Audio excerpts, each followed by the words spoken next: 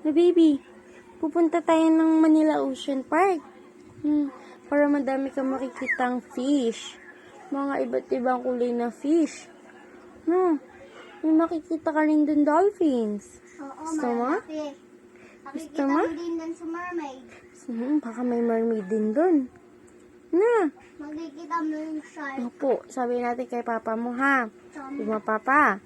Punta tayo Manila Ocean Park. Makikita mo Opo, yung shark gusto doon. kong makakita ng maraming fish. Iba't ibang kulay na fish. Opo, mga lumalaki na fish. May jellyfish din dun. Gusto mo ba? Sabi mo kay papa mo, punta tayo dun. Opo, pagkatapos natin dun, gagala tayo. Gagala tayong MOA, gusto mo? Pupunta tayong MOA? Dadali natin stroller mo.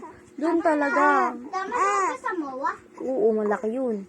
Doon talaga tayo magdadala ng stroller. Kain ba doon? Wala. Doon talaga kami magdadala ng stroller ng Luna ko. No? Madami bang tindang laruan? Opo, sa labas, sa loob. Opo, talaga. Mapapagod ang Luna. Hindi pwedeng bit-bit lang ang Luna. Kailangan nakasakay sa stroller. No? Para sulit. No? Talagang malilibit niya buong araw yun. Tapos pag nakapunta na tayo dun, pupunta rin tayo ng Marikina. No? Opo, madami dun Kasama sila. may perya dun. Madaming naglalaro din dun pagkahapon.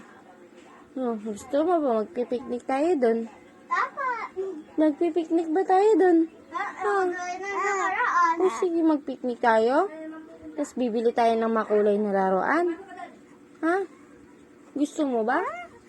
Sige. Light. Opo. Sasakay ba tayo sa may perya? Sasakay ba tayong Ferris wheel? Hindi ka pa pwedeng sumakay doon. Maliit ka pa, baby.